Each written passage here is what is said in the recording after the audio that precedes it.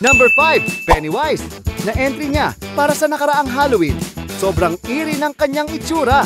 Mula sa makeup hanggang outfit, Wow! kuhang-kuha lahat, creating a massive evil green clown. Nag-trend ito, kaya na-notice siya ni Rafael Santos na isang TikTok artist sa ibang bansa. Sana all!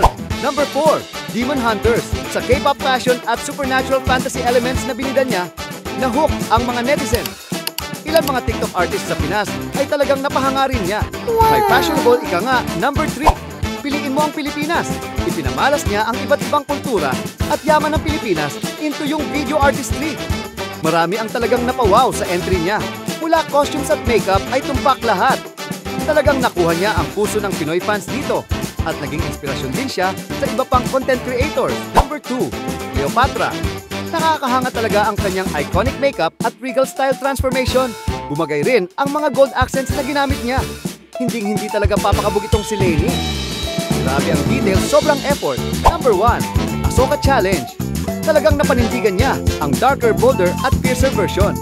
Matapos siya noong mabas, pero ngayon, bawing-bawi. Nag-trend ito na umabot at 259 na milyon views. Pinatunayan niya ang talento niya sa Pinoy fans. Naging inspirasyon.